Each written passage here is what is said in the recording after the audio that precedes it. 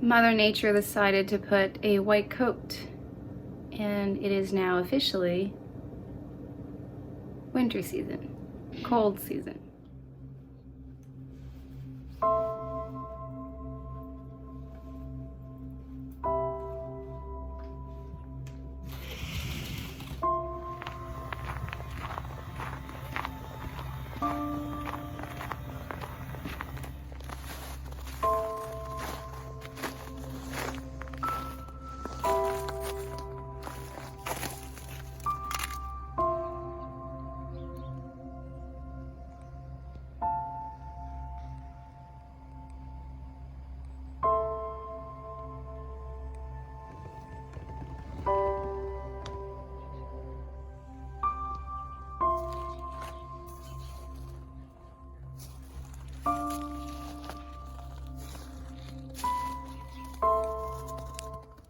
Hello and welcome to Back to Basics Homestead. My name is Annie, and if you're new here, welcome. And to give you perspective, I am a Canadian in the province of Quebec, a homesteader, and I just finished my 4th growing season. And I wanted to do this video for a while, but there's a lot of things that I want to say. So I do hope that this video is not too long for you, but I'm gonna put it out there.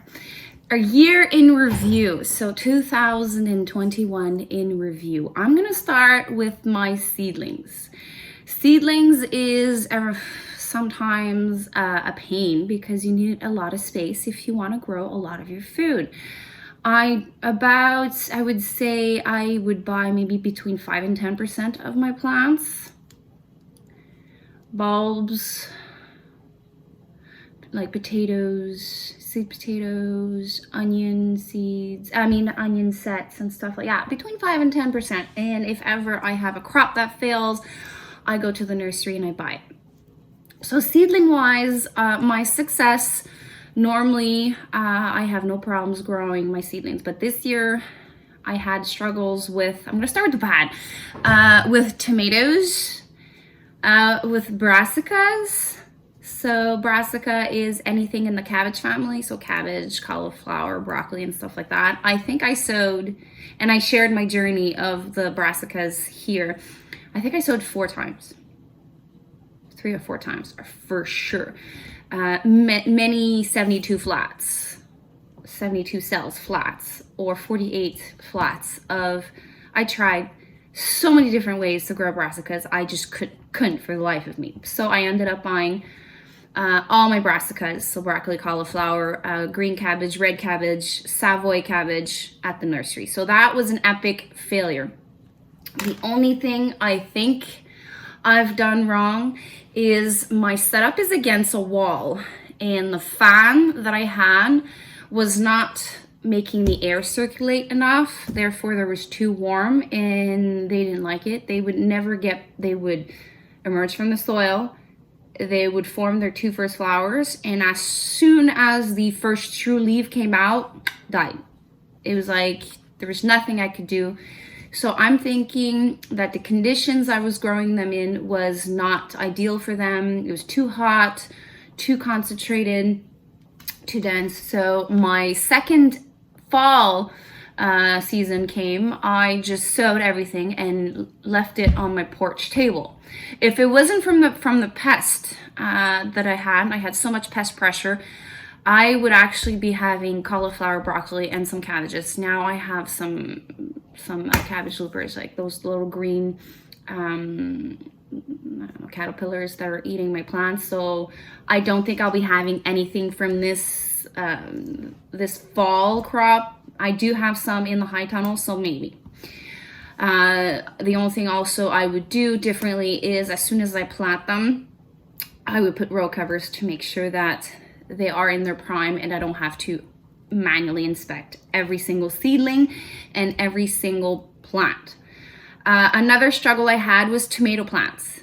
I had half of them that were about 20 inches tall, not counting the pot. I think I had some in 4-inch pots and I had some in 3-inch pots. Like the pots were maybe like 3 inches tall, maybe 4-inch tall. And half of them were way too leggy, and most of them that were leggy were my paste tomatoes. Therefore, my paste tomato harvest was not what I used to. So instead of canning 60 liters of sauce, I think I canned like 30 liters of sauce.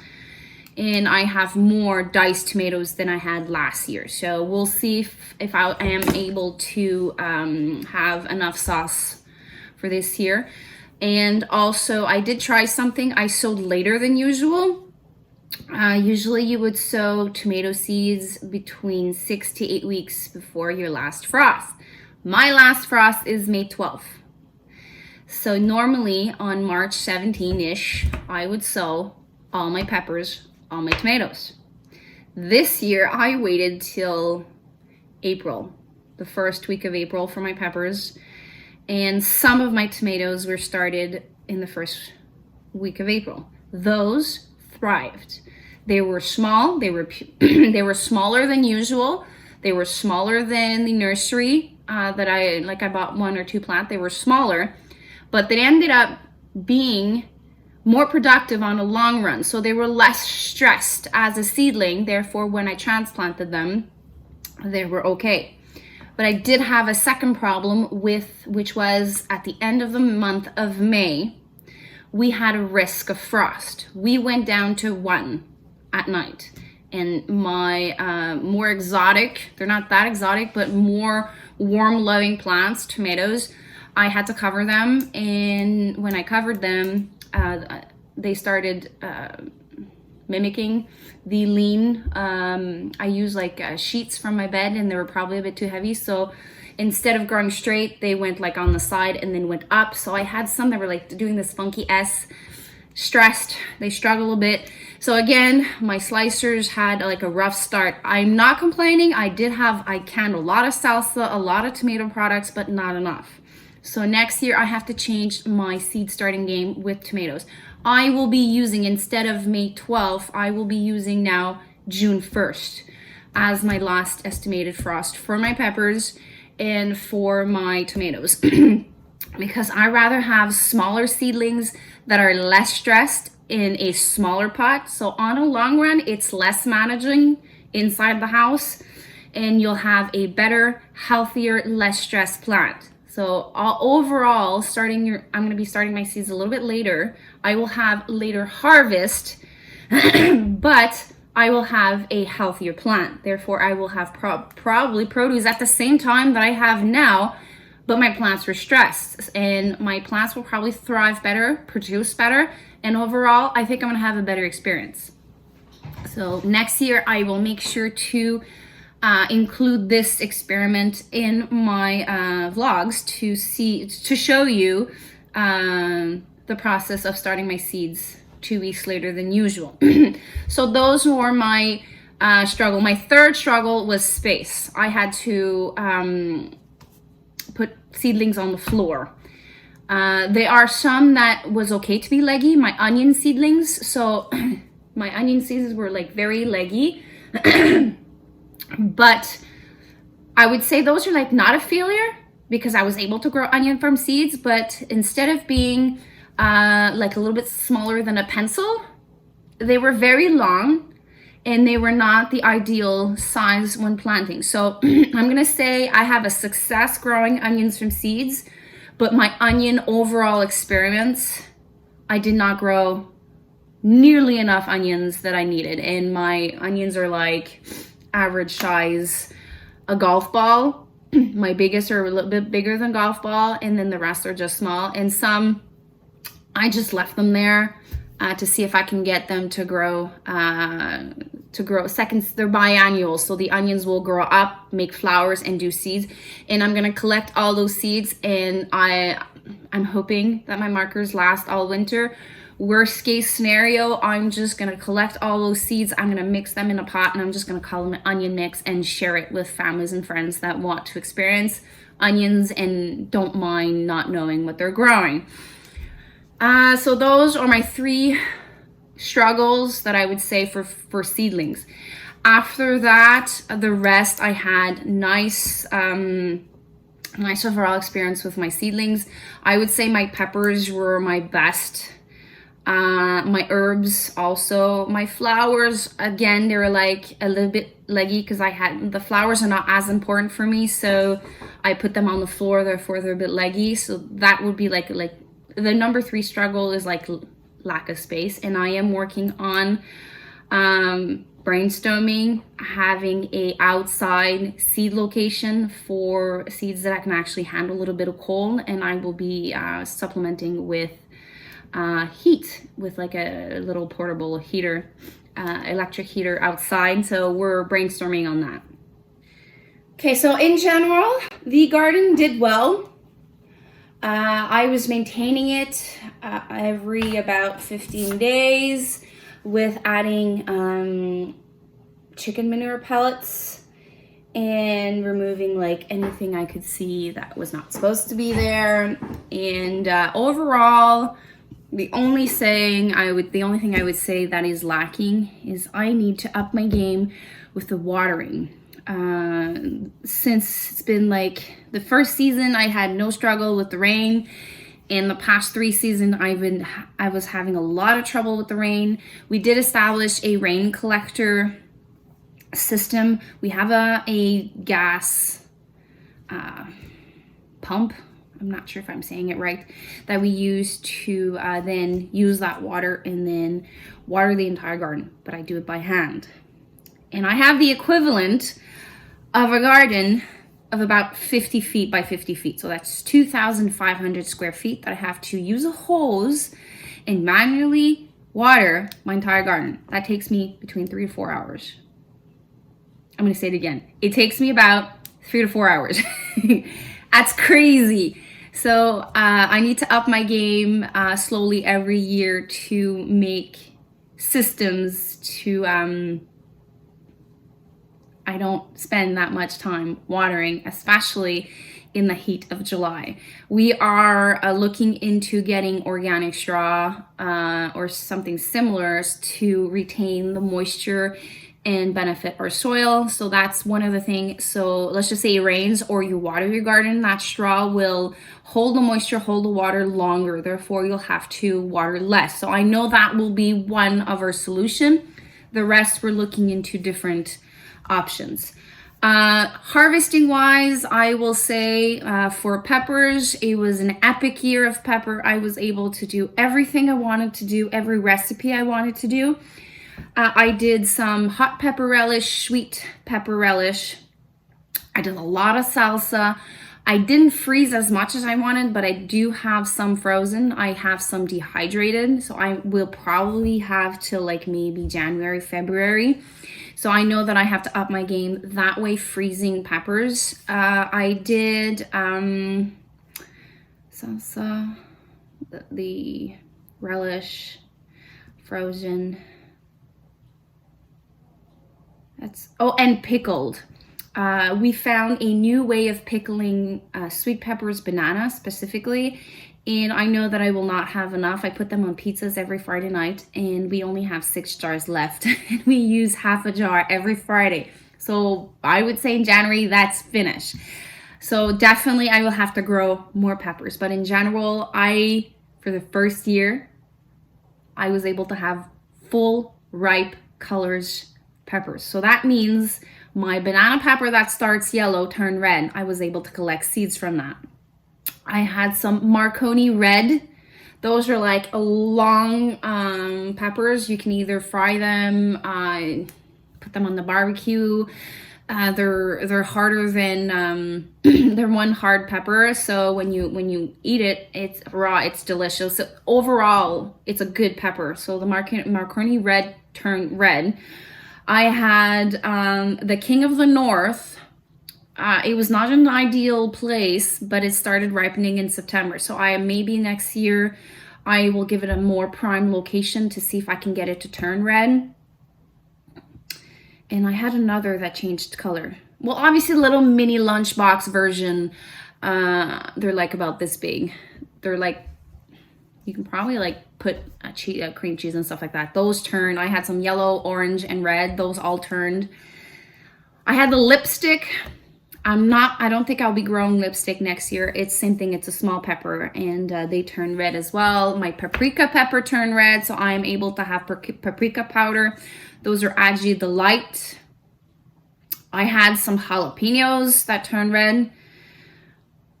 Poblanos turned red. My Anaheim turned red. And my Big Jim. Those are Poblano, Anaheim, and Big Jims. Those are hot peppers. So when they turn red, that means you can collect seeds for peppers. Some of them were outside. Some of them were inside my high tunnel. Some of them were outside, just regular exposure to the sun. And in both locations, I had some turning the right color. I was able to have chocolate peppers. I don't know the name. They were available at Costco.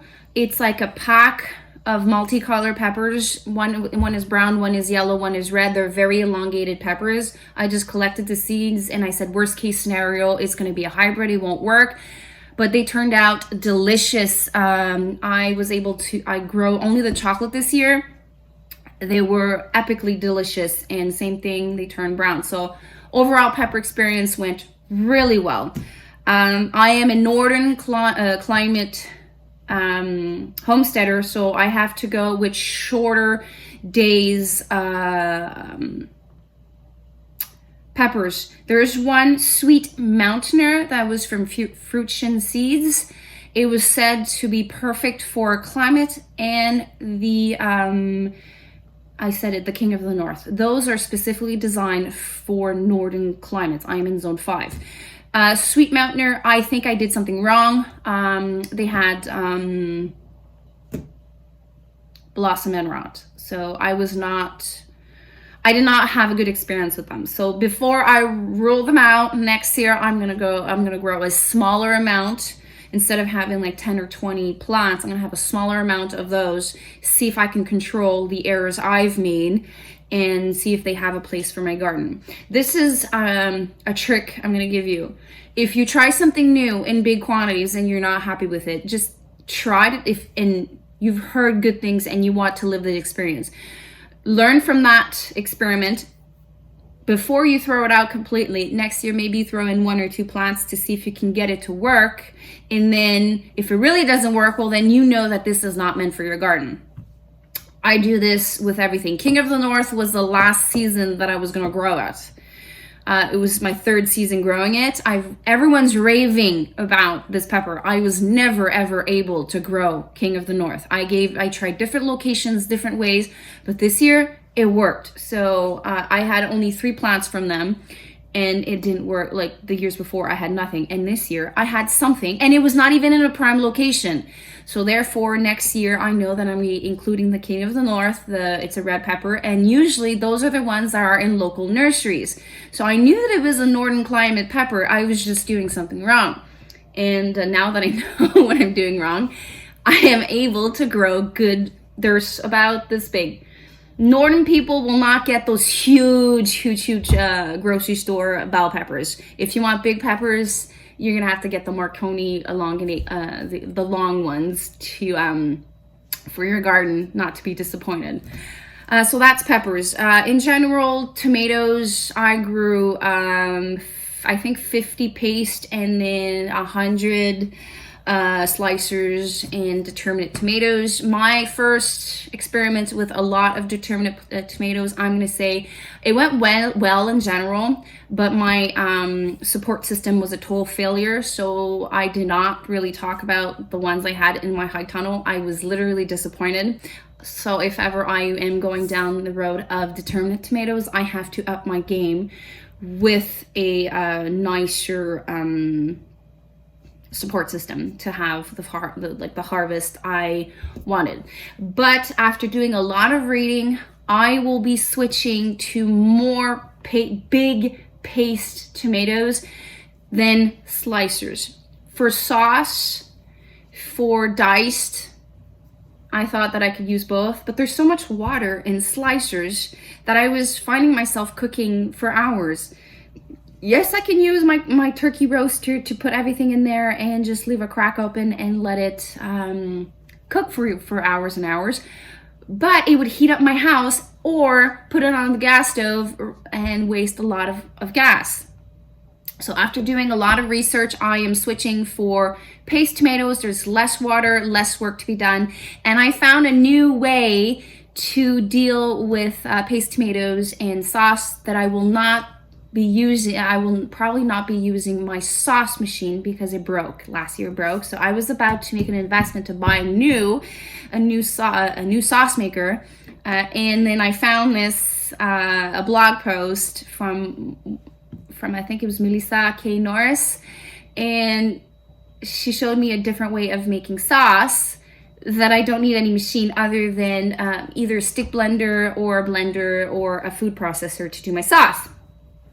We'll see. I'm gonna give it a try next year, and I'll probably just get like a manual machine in case that doesn't work, because those machines are quite expensive unless I find one that is used at a decent price. But that overall tomato, I did sauce, diced, plum, half plum.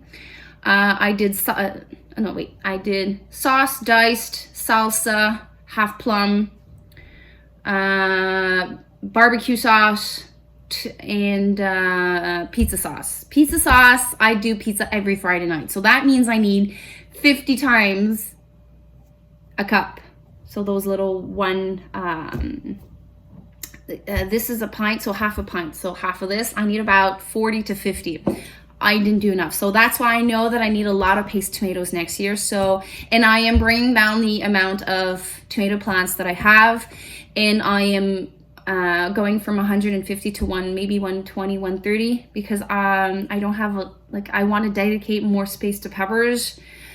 So I need to find paste tomatoes that gives me boatload of tomatoes, and I'm going like with Amish paste and stuff like that.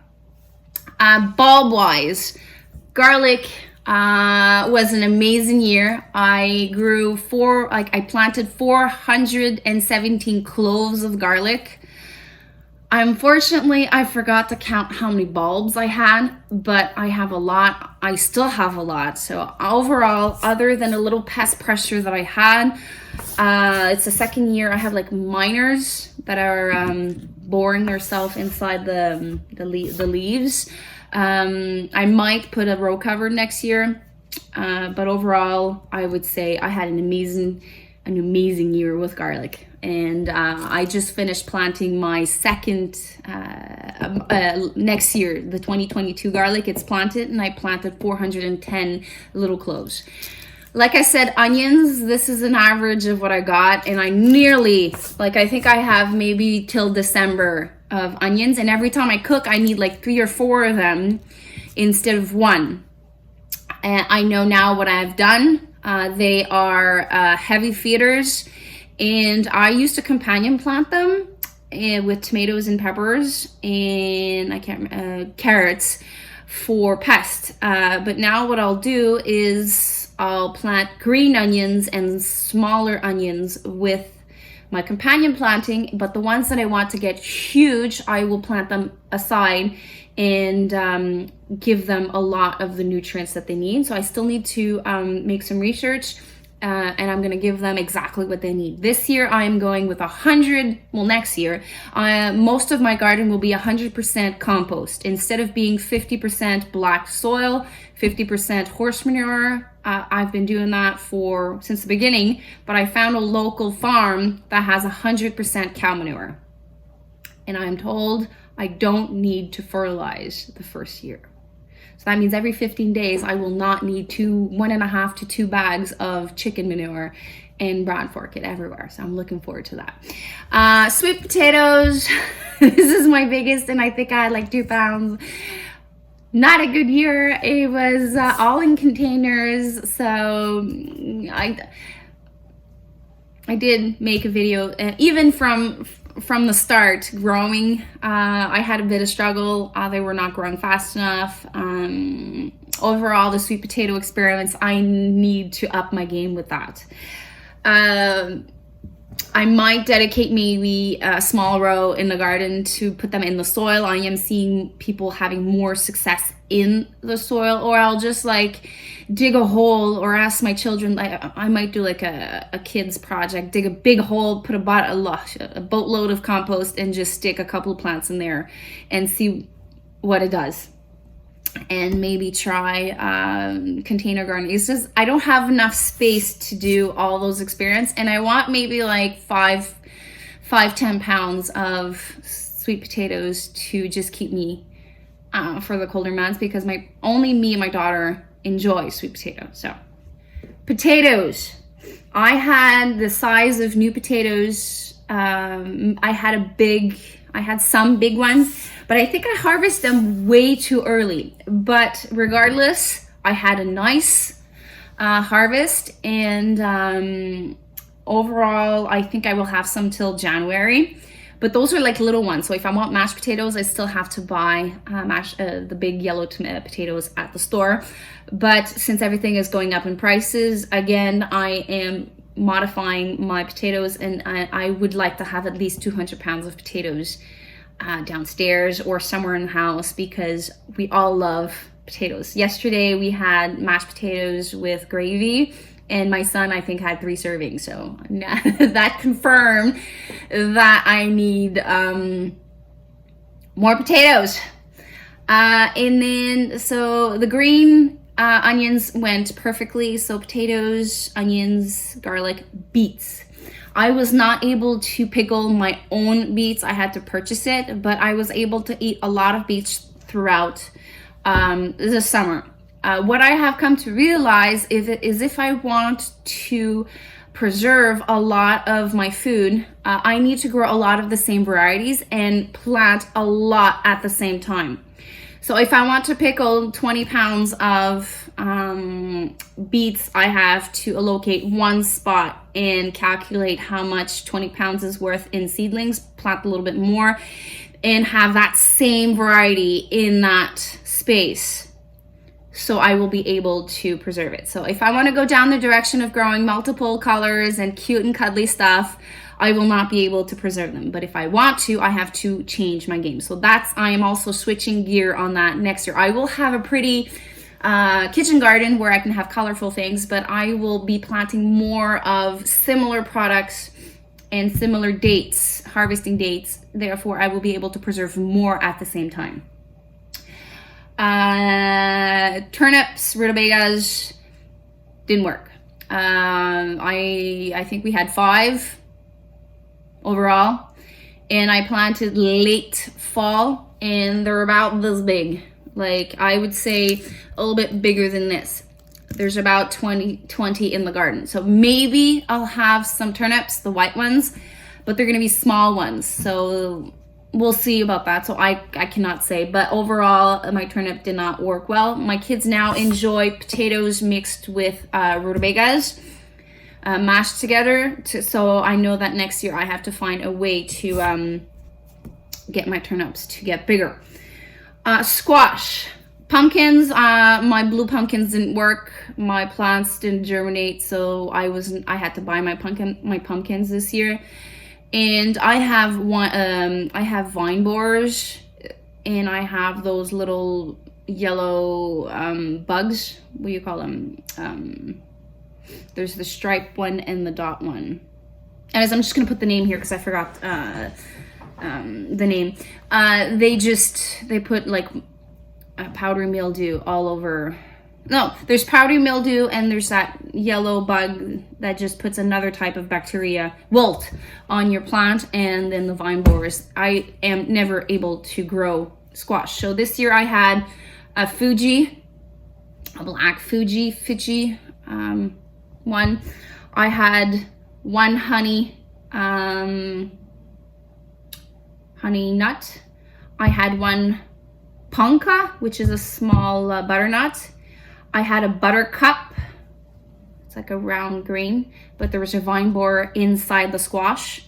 So I had to scrap half of the, like almost half to 3/4 of the squash and put it in the freezer. And that's it. That's all I had for squash. But for zucchini and summer squash, I did something totally different this year. I played the lottery with them. So I planted maybe early May, And I said, whatever happens, happens. So the risk of frost came at the end of the month in May. So I covered my plants. They were little seedlings. I had 5 or 7 plants. They gave me a boatload of zucchini. I had so much, I had no idea what to do with them. So I shared some. And then I did a second planting of 3. Those gave me a little bit, but they were massacred by the bugs. And then I did a fall planting, and I had a lot of those. So this is the only way that I am able to grow summer squash or zucchini, is to play the lottery early on in the season. So that means they had 30 days of May, early June, and then the bugs started to come out in mid-June. So they were at fruition before the bug pressure. The ones that I planted in July, there was so much pest pressure that they didn't give me that much, but then the late fall, it was the mildew that took them. So if I want to do them in the fall again, that means I have to do a bit differently so that there's no mildew. Or I planted them with radishes, and there was a lot of rain, therefore there was a lot of mildew, so maybe a different location. I think that pretty much covers all in general. Herbs, I was so overwhelmed with everything I had going on in the garden. I did not preserve any herbs this year.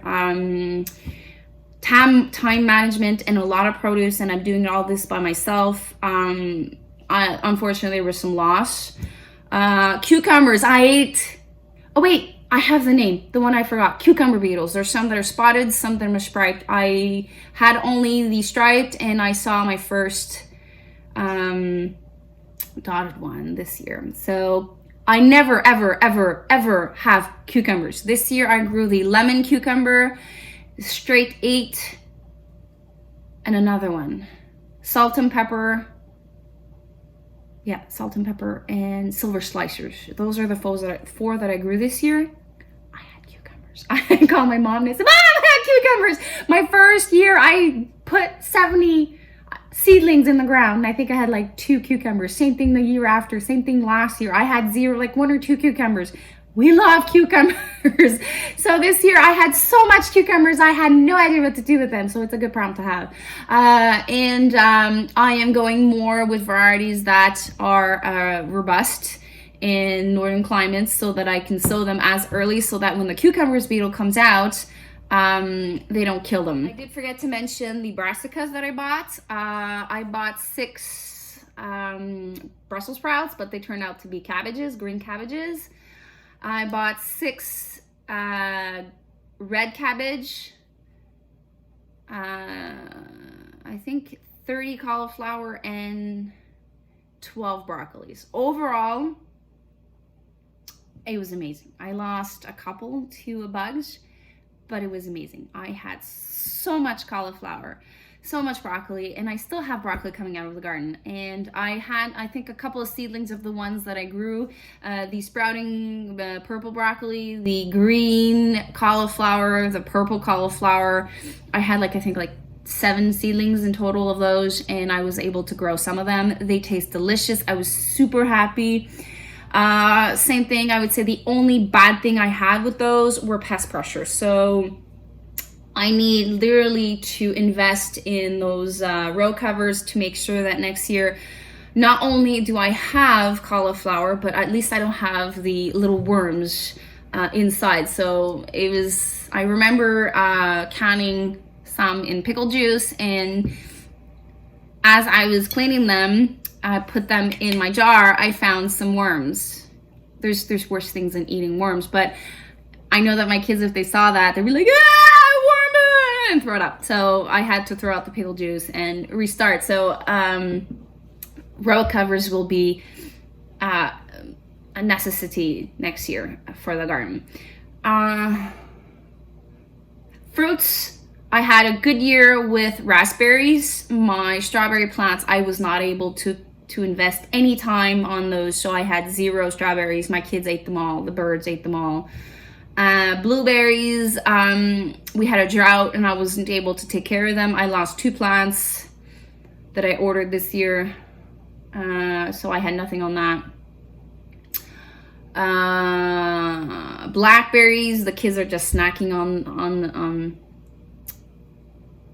on the bush. I wasn't able to harvest any. I was lacking time this year, so I had to focus on what was more important and just let go of the things that I couldn't handle. Meat wise, we've purchased a full pork that was raised by a friend of mine. We raised and harvest turkey and our chicken. And we obviously have our hens that provide us eggs. Now the production has literally stopped. I have no eggs. So overall, that's what we've did this year. I don't think I've missed anything. If you did see something or you were curious about something, make sure to comment in the comment section below. I will make sure to read your comments and answer you. I know this will be a very long video. I do hope that anything I said helped you out, but I'm gonna say this before I let you go. If you don't try it, you will never know. If you don't fail, you will never get better. And don't forget to rest. This year, I forgot to rest and I was exhausted at the end of the season. So those are tricks that I'm gonna give you. Anything else, try it.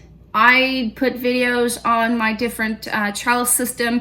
I tried multiple. Some of them I loved, some of them I was in love with, or I did not have the material I wanted because it was not available at the store, or it was way too expensive. So I just DIY'd and I just made the best of it. So a lot of things I would love to have, but I can't. So I just made with what I had, and I used pallets, or I used. I went on the classified ads and I just found something that looks similar to what I wanted, and I just changed it and adapted it to what I needed. So I thank you for passing by the homestead today, and I wish you have a wonderful day. And again, if you have any questions or anything in regard of this video, just put them in the comments below. And if you would like to see something on my channel or you have a special request, do it in the comments below and I will read you. So I thank you again. Have a nice day. Bye.